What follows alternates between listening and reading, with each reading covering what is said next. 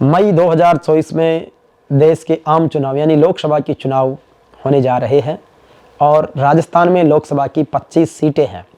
अभी 25 में से 24 सांसद जो है बीजेपी के हैं और एक आरएलपी के हैं, जो पिछले लोकसभा चुनाव में बीजेपी के ही गठबंधन में सीट छोड़ी गई थी।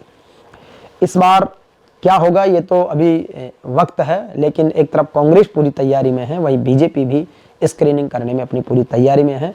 बीजेपी में तो सरकार आने के बाद से लगातार मोदी जी के दौरे भी हो रहे हैं, विधायकों को और मौजूदा सांसदों को जीत के मंत्र भी दिए जा रहे हैं। लेकिन आने वाले समय में जो वर्तमान सांसद है वो सांसद के रूप में अगली बार नहीं देखेंगे, कुछ नए चेहरे होंगे। वो कांग्रेस के भी हो सकते हैं, बीजेपी के भी हो सकते हैं, लेकिन आज मैं बात करूंगा सबसे चर्चित नाम, जो चाहे वो कांग्रेस से हो या बीजेपी से हो, वो आपको दिखाई देंगे। और स्पेशली महिलाओं के संदर्भ में बात कर रहा हूं, जहां पर कांग्रेस और बीजेपी दोनों की नहीं, महिलाओं को, आधी आबादी को 33% जो आरक्षण है वो दिए जाने की वकालत की, हालांकि दे कोई नहीं रहा, दोनों ही नहीं दे रहे। मोदी जी ने संसद में नारी शक्ति वंदन अधिनियम का जिक्र किया, वो पारित भी हुआ, वो लागू होगा 2034 में जाके, और उसके नाम पर बीजेपी ने अपनी जो परिवर्तन संकल्प यात्रा रैली है उसका समापन भी किया। ये अलग बात है कि वहां पर जो है वसुंधरा राजे और ज्योति मिर्धा जैसी दोनों ही महिलाओं को मंच तो दिया गया, लेकिन कोई वेटेज कुछ नहीं दिया गया, तो ये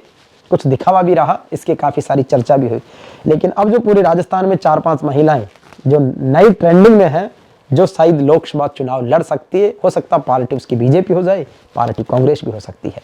उसमें सबसे चर्चित चेहरा है रूमा देवी, जो नारी शक्ति पुरस्कार से सम्मानित, अभी राष्ट्रपति जी ने उसकी जो काम और उपलब्धियों का जिक्र किया है।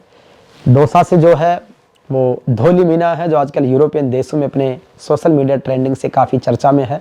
रूमा देवी जो बाड़मेर जैसलमेर से लोकसभा चुनाव की सांसद की दावेदार आपको दिखाई देने लगेगी। वहीं उधर जोधपुर साइड से कौशल्या चौधरी है, जो सीधी मारवाड़ी चैनल हाल ही में सोनी टीवी की बड़ी फेम हुई है। जोधपुर से एक यशोदा चौधरी हैं, वो भी हैं। दिव्या मदेरणा है, वो भी हो सकता है कि पाली या जोधपुर से आपको लोकसभा की दावेदार के रूप में नजर आ सकती है। नागौर से ज्योति मिर्धा की लगभग चर्चा सुनी जा रही है बीजेपी से। इस तरीके से कई सारी महिला शक्ति, हमारे टोंक से हो सकता है कि सरोज बंसल जो वर्तमान में जिला प्रमुख है, वो भी आपको लोकसभा में ताल ठोकते नजर आए। इसके अलावा टोंक सवाई माधोपुर हमारा जो पार्ट हो गया, दौसा हो गया, अलवर से भी कोई जो नई महिला, क्योंकि इस बार दोनों ही पार्टियों की जो नज़र है वो चर्चित चेहरों पर है। भले उनका जो है राजनीतिक वास्ता नहीं रहा हो, राजनीतिक बैकग्राउंड उनका नहीं रहा हो, लेकिन ट्रेंडिंग में हो। क्योंकि अभी बिहार में आपने देखा कि मनोज तिवारी जो है वो मनीष कश्यप से जेल से छूटने के बाद जो उनसे मिलने गए हैं और उनको राष्ट्रवादी विचारधारा में जो लाकर जो है बीजेपी का एक तरह से कैंडिडेट वो तैयार कर रहे हैं आने वाले विधानसभा चुनाव के लिए भी और लोकसभा चुनाव के लिए भी। तो इस तरीके से जो इस समय सोशल मीडिया में जो ट्रेंडिंग है वो इस बार लोकसभा चुनाव में दावेदार भी, कहीं से कैंडिडेट भी आपको नजर आ सकते हैं। आपकी क्या राय है आप भी बताइएगा, और आपके लोकसभा क्षेत्र से कोई दमदार दावेदार हो तो आप उसका नाम भी सजेस्ट कर सकते हैं। बाकी लोकसभा के जो पैनलिस्ट हैं, चाहे वो कांग्रेस से, बीजेपी से, आरएलपी से, अन्य दलों से, उनका धीरे धीरे मैं एक सीक्वेंस लोकसभा वाइज भी आपके बीच में साझा करूंगा। धन्यवाद।